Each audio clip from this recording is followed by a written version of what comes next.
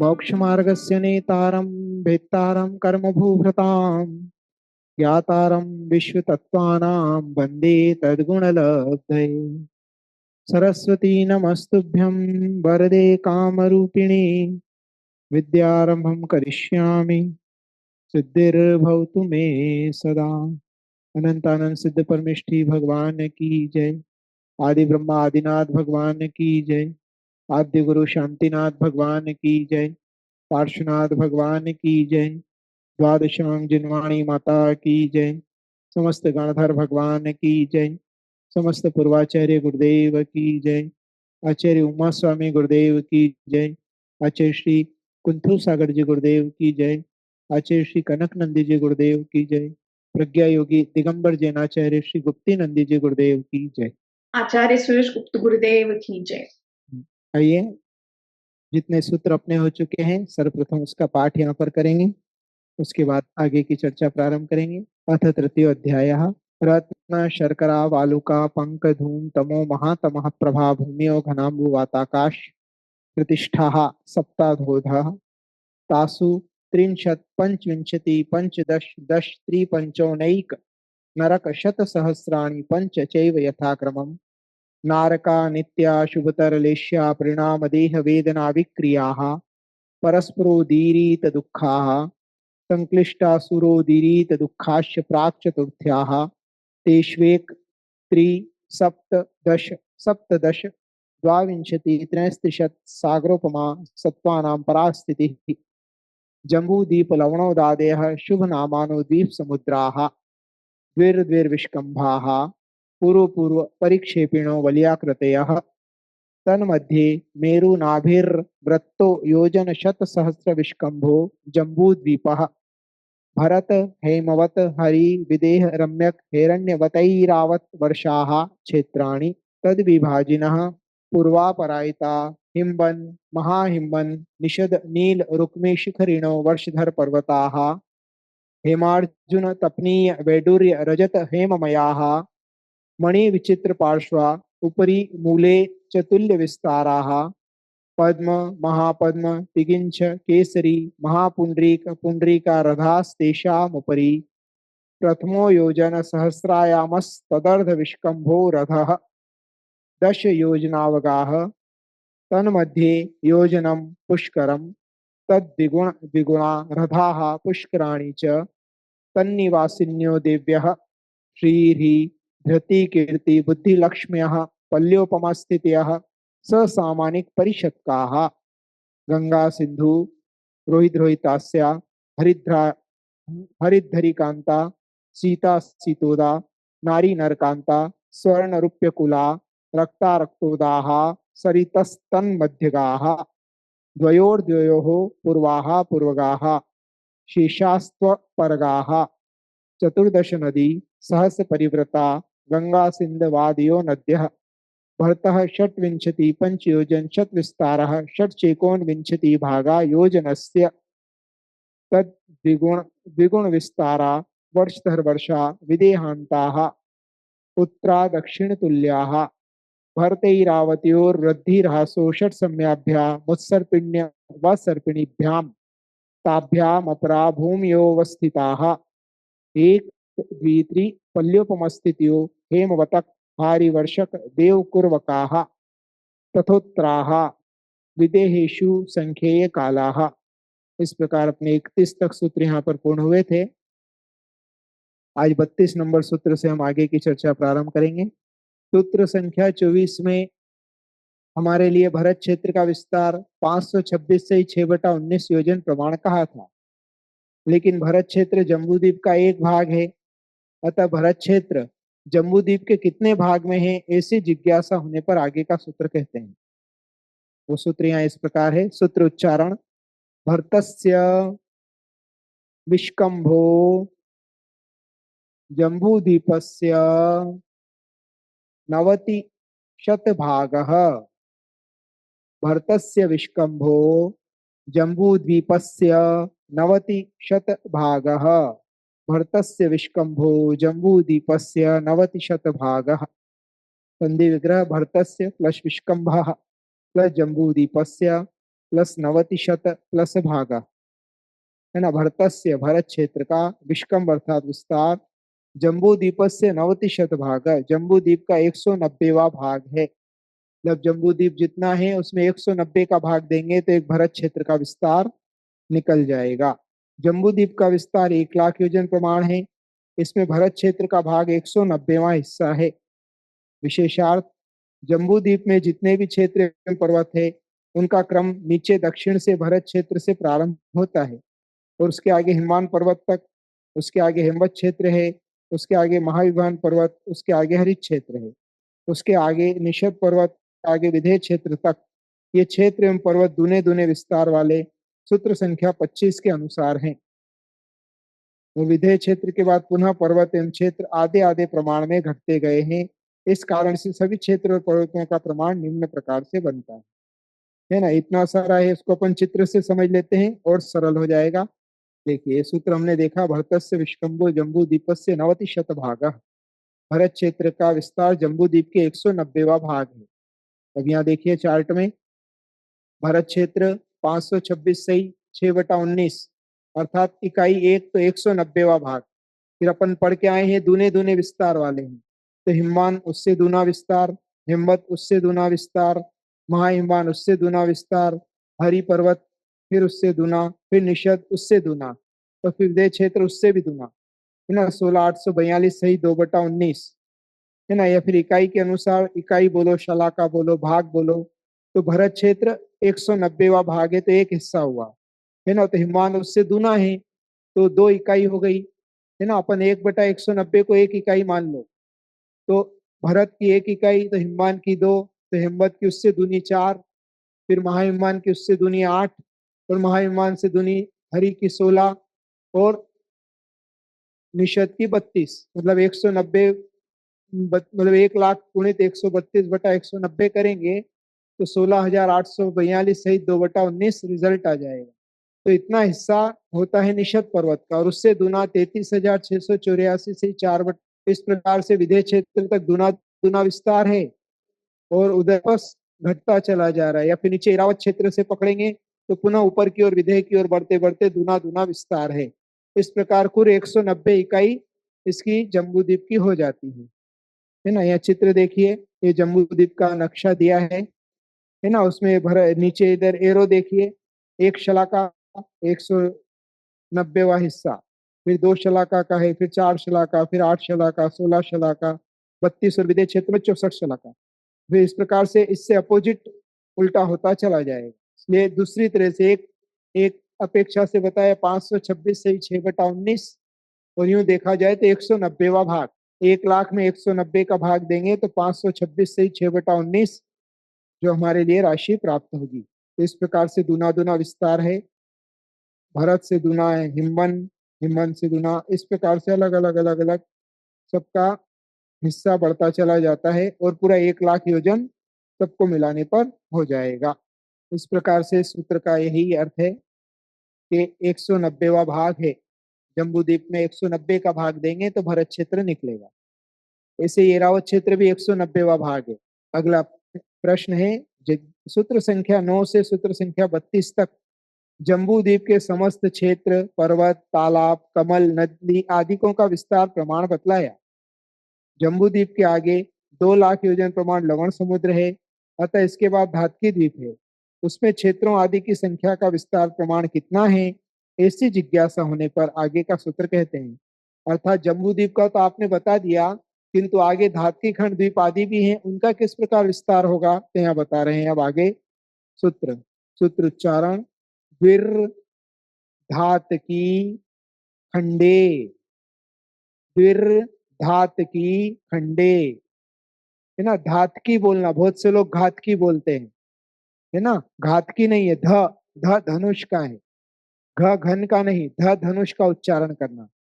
द्विर धातकी खंडे, संधि विग्रह विग्रह द्वि द्विहि धातकी खंडे, है ना। तो यहाँ पे बता रहे हैं धातकी खंड में क्षेत्र एवं पर्वत जम्बूद्वीप से दूनी संख्या में है, अर्थात एक नाम के 2-2 क्षेत्र एवं 2-2 पर्वत है।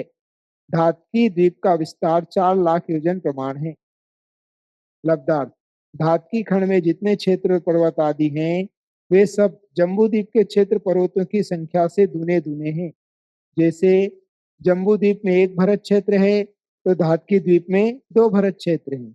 इसी प्रकार जम्बूद्वीप में एक हिममान पर्वत है तो वहां दो हिममान पर्वत है ना। जम्बूद्वीप में एक विदेह की रचना है तो वहां दो विदेह की रचना जानना चाहिए। सब दुनी दुनी व्यवस्था है। विशेषार्थ धातकी द्वीप में भरत आदि क्षेत्र एवं हिमवान आदि पर्वत दो दो की संख्या में होने का कारण है कि पूरा धातकी द्वीप दो खंडों में विभक्त है, अतः इसे धातकी खंड भी कहते हैं। धातकी द्वीप को दो खंडों में विभाग करने वाले दक्षिण से उत्तर की ओर लंबे दो ईश्वाकार पर्वत हैं। उन दोनों पर्वतों के दोनों छोर लवण समुद्र एवं कालोदधी समुद्र को स्पर्श करते हैं। इस कारण धातकी द्वीप दो खंडों में विभाजित है। इन दोनों खंडों को पूर्व धातकी खंड एवं पश्चिम धातकी खंड कहते हैं। इन दोनों खंडों के मध्य में विजय एवं अचल नामक दो मेरु पर्वत है। इन दोनों मेरु पर्वत के दोनों ओर एक एक भरत क्षेत्र एवं एक एक हिममान आदि पर्वत हैं। इस प्रकार अन्य नाम वाले क्षेत्र एवं पर्वत दो दो जानना चाहिए। इस कारण से जम्बू द्वीप से धातकी द्वीप में क्षेत्र एवं पर्वतों की संख्या दुनी दुनी है। विशेषता यह है कि जम्बू द्वीप में जो क्षेत्र एवं पर्वतों का विस्तार है उससे दूने विस्तार वाले धातकी खंड के भरत आदि क्षेत्र एवं हिममान आदि पर्वत हैं। चक्के में जिस प्रकार आरे होते हैं उसी प्रकार ये पर्वत उन क्षेत्रों के मध्य में अवस्थित है। जैसे चक्के में आरों के बीच में खाली स्थान के आकार होते हैं वैसे उन खाली स्थानों में क्षेत्र होते हैं। जम्बू द्वीप के उत्तर में पूर्व में जम्बू नाम का कृत्रिम पृथ्वी का एक वृक्ष है।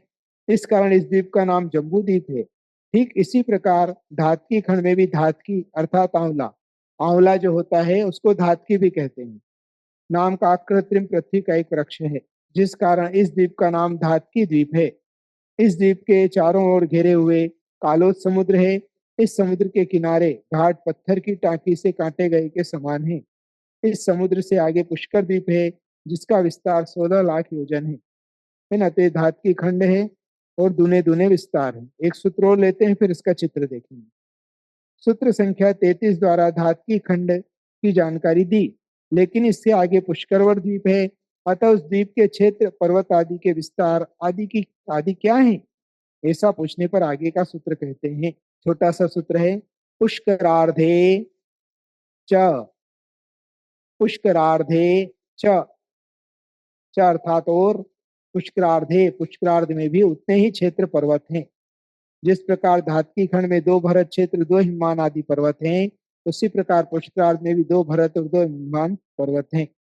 जिस प्रकार धातकी खंड द्वीप में भरत आदि क्षेत्र एवं हिममान आदि पर्वतों का विस्तार दूना है उसी प्रकार पुष्कर द्वीप का भी जानना चाहिए। उन क्षेत्रों एवं पर्वतों के वे ही नाम हैं जो धातकी खंड द्वीप के क्षेत्र और पर्वतों के नाम हैं।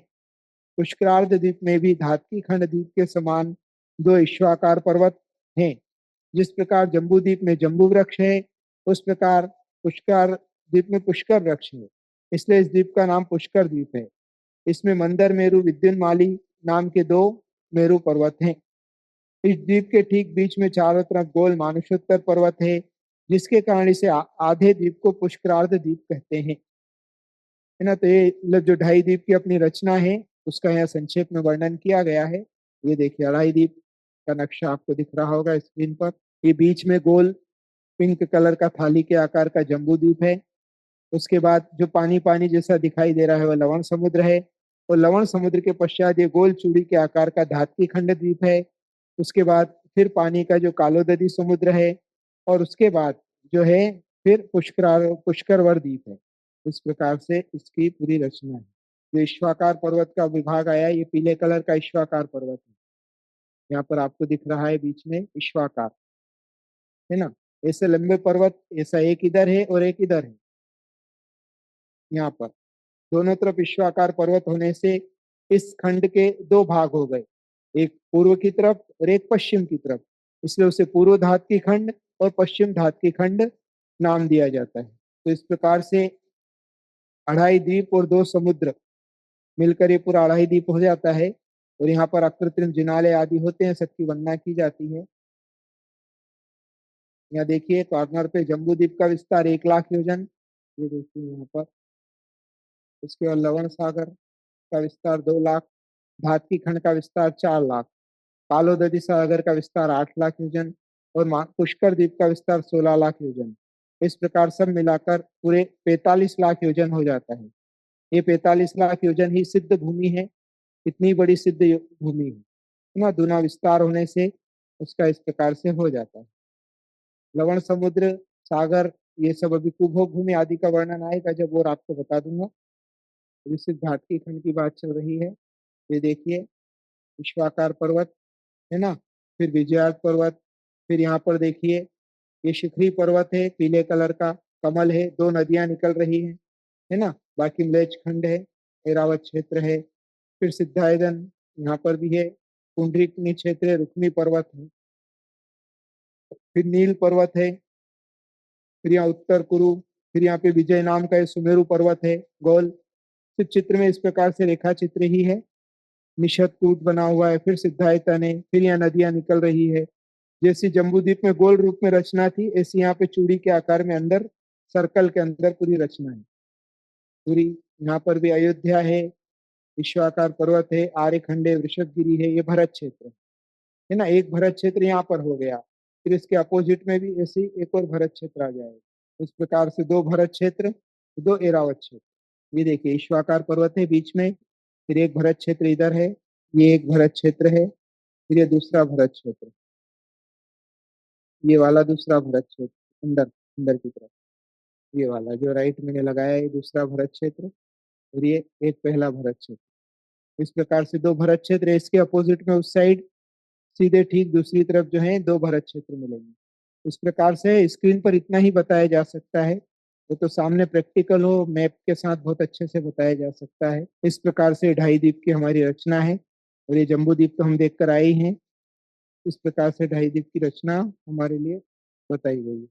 तो पुनः सारांश में बता देता हूँ, जम्बू द्वीप में जैसी जैसी रचना है उससे दूनी दूनी रचनाएं धात्की खंड में है, और पुष्कर वर्ग आधा है, इसलिए अगर पुष्कर वर्ग पूरा होता तो 4-4 होते, किंतु दूनी दूनी रचना है क्योंकि पुष्कर और आधा लिया है। आधा क्योंकि पुष्कर और आधा है, मानुषोत्तर पर्वत बीच में है, और मानुषोत्तर पर्वत के आगे मनुष्य जा नहीं सकते, वहां से विभाग हो जाता है, इसलिए पुष्कर वर्ग में ही इतनी प्रकार की रचनाएं अर्ध पुष्कर में ही पाई जाती है।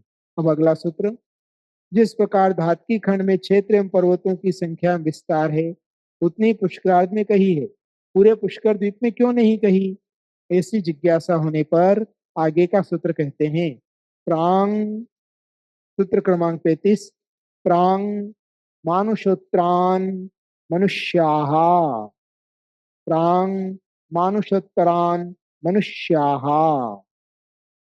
संधि विग्रह प्रांग प्लस मानुष प्लस उत्तरान प्लस मनुष्याः, है ना। तो मानुषोत्तरान, मानुषोत्तर के पहले, प्राक मानुषोत्तरान, मानुषोत्तर पर्वत के पहले मनुष्याः, मनुष्य ही है। पुष्करवर द्वीप के विस्तार के ठीक मध्य में चूड़ी के समान गोल मानुषोत्तर नाम का पर्वत है। उसके पहले ही मनुष्य है, उसके बाहर नहीं। अतः उसके बाहर मनुष्य लोक के समान वहां क्षेत्र है, आज क्षेत्र आदि का विभाग नहीं है। पुष्कर द्वीप में मानुषोत्तर पर्वत के आगे उपपात जन्म वाले तो मनुष्य गत्यानुपुरी वाले अथवा मनुष्य क्षेत्र के बाहर से मरकर मनुष्य एवं मनुष्य गति कर्म के कारण इस क्षेत्र से बाहर भी मनुष्य जीव पाए जाते हैं। यह मारणांतिक एवं केवली समुद्घात को प्राप्त मनुष्यों को छोड़कर अन्य कोई शक्तिशाली मनुष्य विद्याधर अथवा रिद्धिधारी मुनिराज भी सशरीरी अथवा विक्रिया द्वारा वहां नहीं जा सकते हैं। इस प्रकार से जम्बू द्वीप, धात्की खंड एवं पुष्कर द्वीप का आधा भाग तथा लवण समुद्र एवं कालो समुद्र मिलकर 2.5 द्वीप कहलाता है। इसे मनुष्य लोग भी कहते हैं, जिसका कुल विस्तार 45 लाख योजन है। इस प्रकार से यह 3 सूत्रों में हमने अभी देखा, एक तो धात्की खंड का, पुष्करवर द्वीप का, और मनुष्य मानुषोत्तर पर्वत के आगे मनुष्य नहीं जा सकते हैं। इस प्रकार से 2.5 द्वीप 45 लाख योजन का है, जिसमें एक पहला जम्बू द्वीप, उसके बाद लवण समुद्र, फिर धात्की खंड, फिर कालोदधी समुद्र, और उसके बाद अर्ध पुष्कर द्वीप, पुष्करवर द्वीप जो कि आधा है। मानुषोत्तर पर्वत बीच में आने से वहां पर आगे मनुष्य जा नहीं सकते, इसलिए 2.5 द्वीप के अंदर ही कर्म भूमि और मनुष्य लोग पाए जाते हैं। बोलिए आगे चलते हैं। सूत्र संख्या 35 में मनुष्य क्षेत्र निर्धारित कर दिया, लेकिन उन मनुष्य क्षेत्र के मनुष्यों की सभी की वृत्ति भोग भूमि या मनुष्य आदि की समानता का प्रसंग प्राप्त होने पर आगे का सूत्र कहते हैं। तब यहाँ प्रश्न इस प्रकार का है कि भाई आपने मनुष्य लोग निर्धारित कर दिया कि इसके बाहर मनुष्य नहीं जा सकते, पर तो क्या सब मनुष्य एक जैसे होते हैं? जैसे आपने पहले भोग भूमि का बताया तो सब वैसे ही होते हैं क्या? तो नहीं, उनकी अलग अलग भिन्नता करने के लिए यहाँ पर सूत्र बता रहे हैं। सूत्र क्रमांक 36 उच्चारण में चलेंगे। आर्या म्लेच्छाश्च, आर्या म्लेच्छाश्च संधि विग्रह, आर्या प्लस म्लेच्छा प्लस च। सूत्रार्थ, आर्य और म्लेच्छ ये दो मनुष्यों के प्रकार हैं। अर्थात मनुष्य दो प्रकार के होते हैं, आर्य मनुष्य और म्लेच्छ मनुष्य। जो गुणों या गुणों वालों के द्वारा माने जाते हैं उन्हें आर्य कहते हैं, और जो धर्म एवं उसकी क्रिया आदि से बहिर्भूत हैं उन्हें म्लेच्छ कहते हैं। है ना, जो मतलब गुणवान होते हैं और गुणवान लोगों के द्वारा पूजे जाते हैं या माने जाते हैं वो आर्य कहलाते हैं। और जो धर्म धर्म और उसकी क्रिया आदि से बहिर्भूत है, जिन्हें धर्म कर्म से कोई मतलब नहीं, कोई लेना देना नहीं, सिर्फ भोग ही भोग जिनकी संस्कृति में है ना, भोग भूमि या जीवों को छोड़कर, जो अनार्य है, जब जिनके पास नीति नहीं है, सदाचार नहीं है, विवेक नहीं है, ऐसे सब म्लेच्छ कहलाते हैं। विशेषार्थ, आर्य मनुष्य दो प्रकार के होते हैं, रिद्धि प्राप्त आर्य और रिद्धि रहित आर्य। रिद्धि रहित आर्य 5 प्रकार के होते हैं, है ना, क्षेत्र, जाति, कर्म, चारित्र और दर्शन आर्य, ये आर्य के 5 भेद होते हैं। क्षेत्र आर्य, काशी कौशल आदि क्षेत्रों में उत्पन्न मनुष्य क्षेत्र आर्य कहलाते हैं। जाति, इक्ष्वाकु जाति, है ना, भोज आदि जातियों में उत्पन्न हुए जात्यार्थ हैं, जाति आर्य। कर्म आर्य 3 प्रकार के, एक सावध्य, एक अल्प सावध्य और एक असावध्य। सावध्य जिसमें हिंसा होती है ऐसा कार्य करने वाले, और एक अल्प सावध्य मतलब कम हिंसा वाले कार्य, और असावध्य मतलब जो कर्म क्षय करने में उद्यत हैं, विरति में रत जैसे मुनि आदि हैं, वह असावध्य कर्मार्य होते हैं। ये सब कर्म करने वाले, क्योंकि ये कर्म भूमि पे सभी कर्म करते हैं, किंतु 3 प्रकार के कर्म।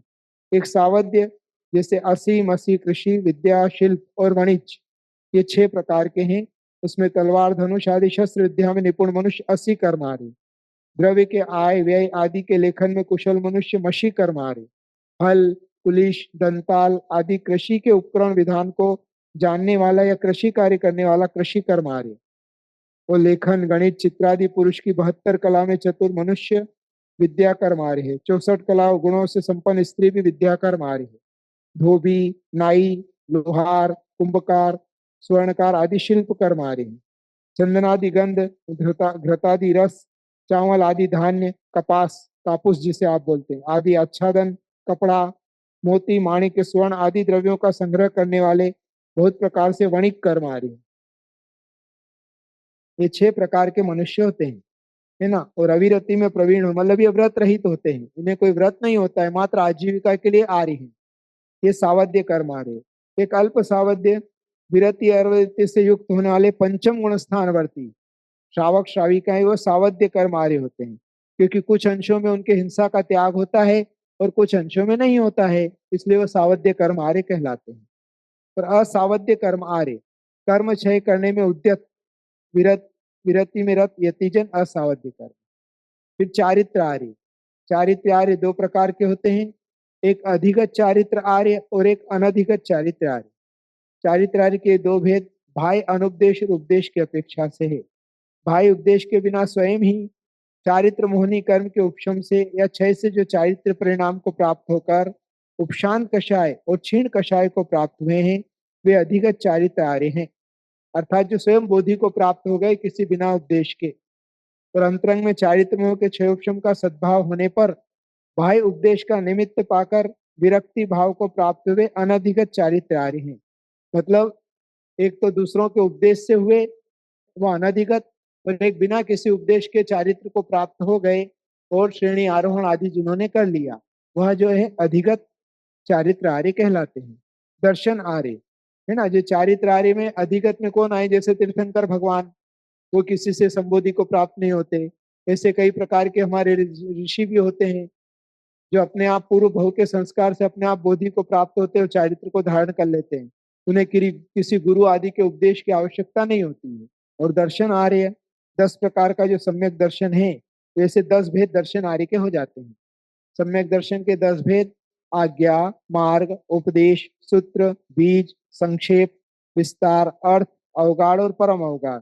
ये दर्शन आर्य के 10 प्रकार के भेद होते हैं, है ना। भगवान अरहत सर्वज्ञ प्रणीत आज्ञा मात्र को मुख्य मानकर जो तत्व रुचि को प्राप्त हुए हैं, वे आज्ञा रुचि नामक दर्शन आर्य है ना। आज्ञा सम्यक तो जिसे कहते हैं, हम समझ पाए तो ठीक, नहीं समझ पाए तो ठीक, फिर भी भगवान ने जो कहा है वो सत्य है। हम उसका प्रमाण अभी हमें मिले या नहीं मिले, प्रत्यक्ष रूप में हम देख पाए या नहीं देख पाए, किंतु भगवान ने कहा है सो सत्य। जैसे अभी आपने वो इतना बड़ा नक्शा देखा ऊपर 2.5 दीप का, तो जिनवाणी में इसका वर्णन आया है, आपने पूरा प्रत्यक्ष तो देखा नहीं है, किंतु फिर भी उस पर जिनेन्द्र आज्ञा से श्रद्धान करना, उसे आज्ञा सम्यक तो कहते हैं। 500 धनुष के मनुष्य होंगे, अरे इतने बड़े कैसे हो सकते हैं, ये कोई बात है क्या, ये तो सब ऐसे ही लगता है, कपोल कल्पना लगती है, ऐसा नहीं, शंका नहीं करना। हाँ भाई, भगवान की वाणी में कहा है मैं अभी देख नहीं पा रहा हूँ, मेरा अभी क्षयोक्षम इतना नहीं है, या मैं ऐसे काल में अभी मैंने जन्म नहीं लिया है, इसलिए मात्र भगवान की आज्ञा है सो ग्राह्य। आज्ञा सिद्धम तो तदग्राह्यम नान्यथा वादिनो जिना। एक कारिकाई है, कुंद कुंद स्वामी की है शायद, या अमृत चंद्र स्वामी की है। सूक्ष्मम जिनोदितम तत्वम हेतु भिर्नेव हन्यते, आज्ञा सिद्धम तो तदग्राह्यम नान्यथा वादिनो जिनः। सूक्ष्मम जिनोदितम तत्वम, जिनेन्द्र द्वारा उदित कहे गए तत्व सूक्ष्म है ना। सूक्ष्म हेतु भिर्नेव हन्यते, और किसी भी हेतु के द्वारा न हन्यते, उनका खंडन नहीं किया जा सकता है। आज्ञा सिद्धम तो तदग्राह्यम, ऐसे सिद्ध, ऐसी आज्ञा सिद्ध है, इसलिए उसको ग्रहण करो, क्योंकि भगवान नान्यथा वादिनो जिना, जिन जो होते हैं, जिनेन्द्र जो होते हैं, अन्यथा वादी नहीं होते। क्यों नहीं होते हैं? क्योंकि उनका ज्ञान केवल ज्ञान है, वो राग द्वेष से रहित हैं।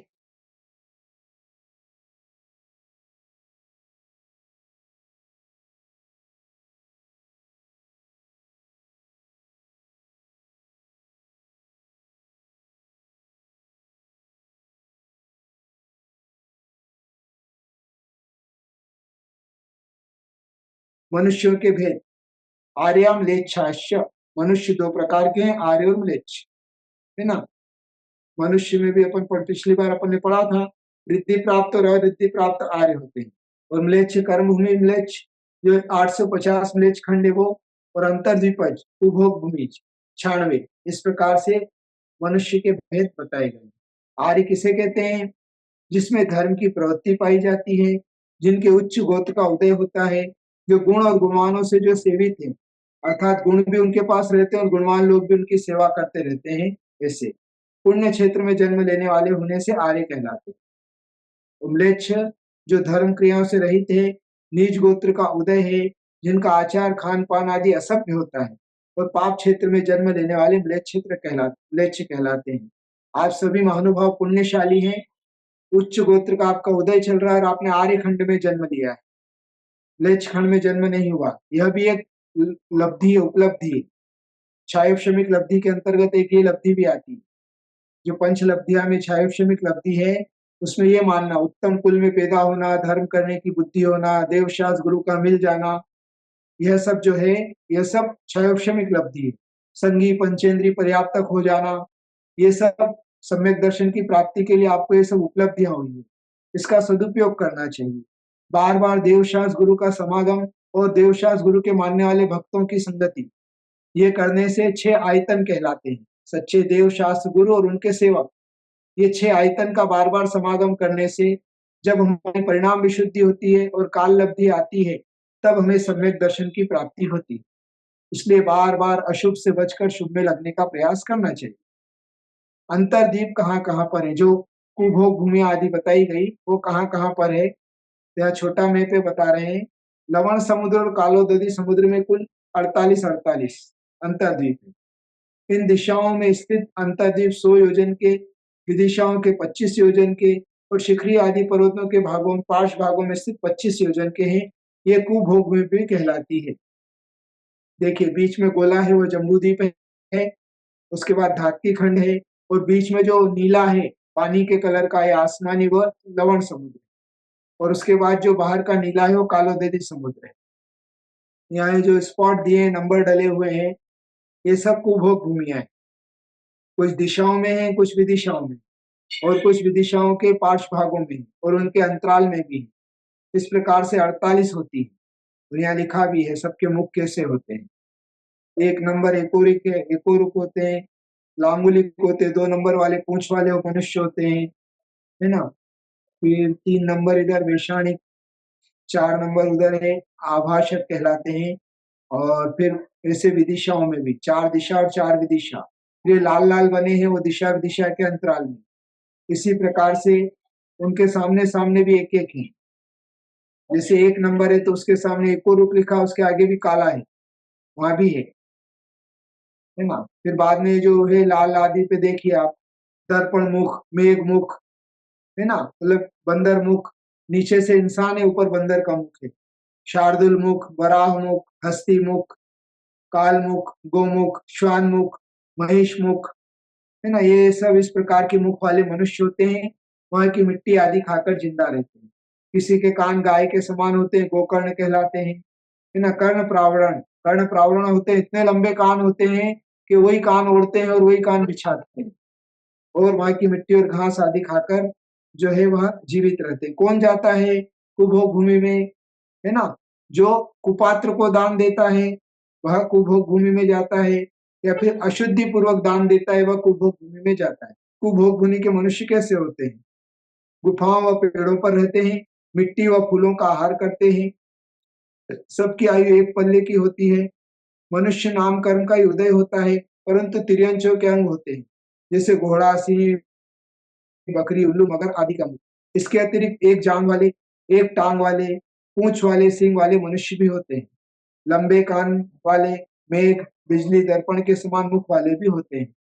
इस प्रकार के जो है कुभोग भूमि के जीव पाए जाते हैं, और वो दुखी रहते हैं, कोई सुख नहीं है। भले भोग भूमि है, क्योंकि दान के फल से भोग भूमि तो मिलती है, किंतु उन्होंने यहाँ पर अशुद्धि पूर्वक दान दिया, दान देने की पात्रता नहीं थी तो भी दान दिया, दाता के साथ गुणों के साथ दान नहीं दिया, दान का फल तो मिल रहा है किंतु कुभोग में मिल रही। तो इस प्रकार से इसलिए हमें विवेक पूर्वक शुद्धि पूर्वक दान देना चाहिए, और दान की अनुमोदना भी करना चाहिए। और कुपात्र, जो पात्र नहीं है, उत्तम मध्यम जघन्य पात्र में नहीं आते हैं, तो भी हम दान मानकर उनको दान कर रहे हैं, तो वह भी कुपात्र अपात्र को दान देने से वह भी कुभोग में मनुष्य बन जाते हैं, है ना। और इस प्रकार से यहाँ पर जब काल परिवर्तन होता है तो 14 कुलकर होते हैं। सामान्य से उन कुलकरों का परिचय, सबसे पहले कुलकर प्रतिश्रुति हुए थे तीसरे काल में। इन्होंने लोगों को समझाया कि रोशनी प्रदान करने वाले वृक्षों का प्रकाश इतना अधिक था कि सूर्य और चंद्रमा दिखाई नहीं देते थे, लेकिन अब इन वृक्षों की आभा कम हो रही है, तो प्रतिश्रुति कुलकर के समय से दिन और रात का भेद माना जाता है। एक्चुअल में हुआ क्या उस समय, पहले इतना था कि चांद और सूरज तारे आदि दिखते नहीं थे, कल्प वृक्षों का इतना प्रकाश था, किंतु जैसे जैसे पुण्यहीन होने लगा तो कल्प वृक्ष की आभा भी कम होने लगी, और कल्प वृक्ष की आभा कम होने के कारण चंद्रमा और सूर्य दिखाई देने लगे, तो लोग डर गए कि ये क्या है, अभी तक तो हमने देखा नहीं। फिर कुलकर प्रतिश्रुति ने उनको समझाया, अवधि ज्ञान से जानकर पता लगाए क्यों डर रहे हैं, और फिर समझाया। सन्मति के समय जो है, दूसरे कुलकर के समय आकाश में तारे दिखाई देने लगे, तो फिर उनने सन्मति इस प्रकार से। क्षेमंकर, तीसरे कुलकर के समय जानवरों ने उपद्रव मचाना शुरू कर दिया। अब तक कल्प वृक्षों ने पुरुषों और जानवरों की आपूर्ति के लिए पर्याप्त भोजन प्रदान किया था, लेकिन अब स्थिति बदल रही थी, हर एक को खुद के लिए व्यवस्था करनी थी। घरेलू और जंगली जानवरों का अंतर क्षेमंकर कुलकर के समय से माना जाता है ना। तो उनने फिर भाई, जो कुलकर ने उनको बताया कि देखो ये जंगली, ये दाढ़ वाले जंगली जानवर है, इनको तुम इनको पास में मत आने दो, इनको दूर करो, और जो पालतू जानवर है इनको पालन करो। इस प्रकार से उनकी व्यवस्था बनाई, क्योंकि भूख के कारण वो जंगली जानवर जो है इनको परेशान करने लगे थे, क्रूर होने लगे थे। क्षेमंधर, इन्होंने जंगली जानवरों को दूर भगाने के लकड़ी और पत्थर के हथियारों का प्रयोग करना सिखाया। सीमंकर, इनके समय में कल्प वृक्षों को लेकर झगड़े शुरू हो गए, जैसे आज प्रॉपर्टी के झगड़े होते हैं ना, जैसे कल्प वृक्ष ये मेरा है, ये मेरा है, क्योंकि कमी हो गई, भोगने वाले ज्यादा थे और कल्प वृक्ष कम हो गए, और पुण्य भी कम हो गया, तो भावनाएं भी विकृत हो गई और झगड़ने लगे। तो उनने सीमाएं बना दी कि ये इतने इतने जो है कल्पवृक्ष तुम्हारे, इतने कल्पवृक्ष तुम्हारे। फिर सीमंधर, फिर इस समय कल्पवृक्ष को लेकर झगड़ा और बढ़ गया, तो फिर उन्होंने पेड़ों के स्वामित्व की नींव रखी और निशान बनाए। मतलब बार्डर, बागड़ बागड़ बोलते हैं जिसे, बाउंड्री वाल समझ लो, फेंसिंग, इस टाइप से एक व्यवस्था बनाई सीमंत धर्म ने। फिर विमल वाहन, इन्होंने घरेलू पशुओं की सेवाएं कैसे ली जाए, इन्होंने हाथी आदि सवारी योग्य पशुओं को कैसे नियंत्रण में करके उनकी सवारी आदि की जाए, यह सिखाया। मतलब हाथी घोड़ा आदि की सवारी करना आदि चीजें उनको सिखाई गई। चक्षुष्मान, अब चक्षुष्मान अभी तक क्या होता था कि जीवन के अंत समय में माता जो है गर्भवती होती थी और 9 महीने के बाद शिशु को संतान आर्य और आर्या युगलिया को जन्म देकर एक को छींक और एक को जमाई आती थी और मर जाती थी, तो पुत्र आदि का मुख नहीं देख पाते थे।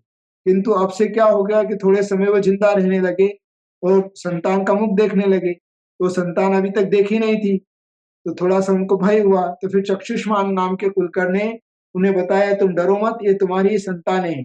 तब वो उनका मुख आदि देखकर थोड़ी देर के बाद मरण को प्राप्त होते थे। फिर यशस्वान, है ना, तो बालकों का नाम रखने तक जीने लगे। अब इनकी जो है और ज्यादा समय तक जीने लगे और बच्चों का नामकरण तक वो रुकते थे। उसके बाद उनको छींक और जमाई आकर मृत्यु हो जाती थी। अभिचंद्र, अब अभिचंद्र क्या है, बच्चों के साथ खेलने लगे, बच्चे आदि रोने लगे, इस प्रकार का थोड़ा हुआ, तो बच्चों को खिलाने के लिए अभिचंद्र नाम के उसने, ये चंद्रमा है, ये चंदा मामा है, इस प्रकार से उनको खिलाना सिखाया, इसलिए उनका नाम अभिचंद्र होता है। अभिचंद्र पड़ गया और वह इस प्रकार के कुलकर्णी हुए। चंद्राव, फिर माता पिता बच्चों को आशीर्वाद देकर बहुत प्रसन्न होते थे। अभी तक आशीर्वाद की प्रथा नहीं थी, किंतु चंद्राव से लेकर यह हुई। मरुद्धव, मेघ वर्षा बिजली नदी आदि के दर्शन, अब इनके काल में बादलों से बारिश होने लगी, बिजलियां चमकने लगी, बादल दिखाई देने लगे, नदियां बनने लगी, तो ये सब जो कुलकर थे, तो उन कुलकर ने उन सब भोगभूमिया जीवों को व्यवस्थित संबोधन करके और बताया, इनसे डरो मत और पानी का प्रयोग करो। प्रसेनजीत, इनके समय में बच्चे प्रसेन, भ्रूणावन या झिल्ली जिसमें से एक बच्चे का जन्म होता है के साथ पैदा होने लगे, है ना। इसके समय से पहले बच्चे झिल्ली में नहीं लिपटे होते थे। मतलब जो माँ का जो गर्भ में जो झिल्ली में बालक रहता है 9 महीने या जितने महीने वो बड़ा होता है, और बाद में निकलने पर वो जो नाल आदि निकलती है, झिल्ली निकलती है, पहले नहीं होती थी, किंतु प्रसेनजीत के समय से वो होने लगी। तो तब से उन्होंने फिर उसको बताया कि ये इस प्रकार की है झिल्ली, इसको अलग करो और बच्चों को पालना और सिखाया। उसके बाद अंतिम कुलकर हुए नाभिराय, जो कि आदिनाथ भगवान के पिताश्री थे। तो उन्होंने नाभिराय, लोगों को अभी तक बच्चे जो थे झिल्ली में तो होते थे, किंतु माँ के साथ नाभि के साथ उनका संबंध नहीं होता था, नाभि नाल। तो अब इनके नाभि नाल आने लगी, तो उन्होंने नाभि को काट कर अलग करना उनको सिखाया, इसलिए वो नाभिराय कहलाए। इस प्रकार की यहाँ की व्यवस्थाएं थी। ठीक है, आज इतना ही रखते हैं। जिनवाणी के ज्ञान से सुझे लोकालोक, सो वाणी मस्तक चलो, सदा दे के लिए बहुत सारा मंगल आशीर्वाद।